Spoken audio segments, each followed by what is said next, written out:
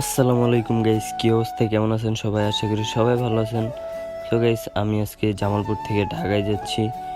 তো এখন রাত 3:30 বাজে। তো এখন আমি স্টেশনে আছি ঢাকায় যাওয়ার জন্য। স্টেশনে আসছি।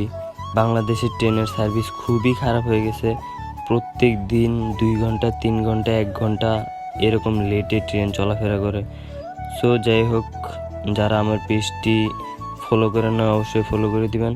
আর যারা এই ভিডিওটি ইউটিউব চ্যানেল থেকে দেখতেছেন অবশ্যই চ্যানেলটি সাবস্ক্রাইব করে পাশ থেকে বেল আইকনটি প্রেস করে দিবেন, যাতে করে পরবর্তী ভিডিও পেয়ে যান সবার আগে আপনি।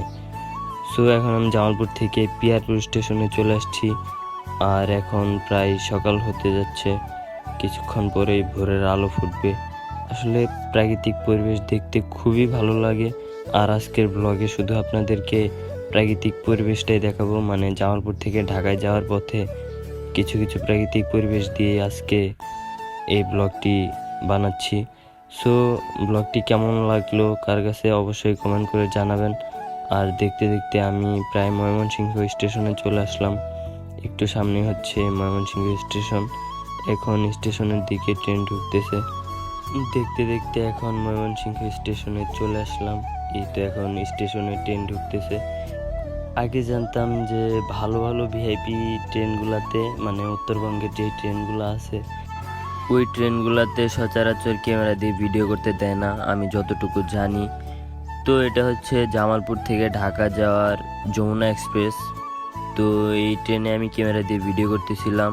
তো পুলিশ আসলো, আসার পর আমাকে বলতেছে যে তুমি কিসের জন্য ভিডিও করতেছো। পরে বললাম যে আমি আমার পার্সোনাল ব্লগ ভিডিও করতেছি। পরে বললো যে ক্যামেরা দিয়ে ভিডিও করতে পারবে না তুমি। পরে বললাম আমি তো এখানে অন্য কোনো মানুষকে নিতেছি না বা কারো ডিস্টার্ব করতেছি না, আমি একা একা ভিডিও করতেছি। যদি আমি কাউকে ডিস্টার্ব করতাম বা কাউকে আমার ভিডিওতে নিতাম তাহলে এক কথা ছিল। আর আমি এমন একটা প্লেসে, মানে দরজার কাছে গিয়ে ভিডিও করতেছিলাম। তো তারপরে ওনারা বলতেছে তুমি তাও ভিডিও করতে পারবা না, তুমি ক্যামেরা বেরই করতে পারবা না, তাহলে কিন্তু তোমার ক্যামেরা রেখে দিব, তুমি এমনি চাইলে ফোন দিয়ে ভিডিও করলে করতে পারো। তো তারপরে আর কি ব্লগ করার ইচ্ছাটাই চলে গেছিলো। আগে জানলে ক্যামেরাটা নিয়েই যেতাম না, কারণ শুধু শুধু আমার সারাটা দিন ক্যামেরা সাথে ক্যারি করতে হয়েছে, অনেক প্যারা খাইতে হয়েছে, কারণ অনেক গরম, এর মধ্যে আমার শরীরটাও তেমন একটা ভালো ছিল না। তো এখন আমি গাজীপুরের বন জঙ্গল পার হয়ে কিছুক্ষণ পরেই ঢাকা প্রবেশ করব। আর গাইস, এই দৃশ্যগুলা কার কাছে কেমন লাগতেছে অবশ্যই অবশ্যই কমেন্ট করে জানাবেন। ভোরবেলার দৃশ্যগুলা খুবই ভালো লাগে। ঠান্ডা একটা পরিবেশ ছিল, বৃষ্টি হয়েছিল হয়তো এদিকে।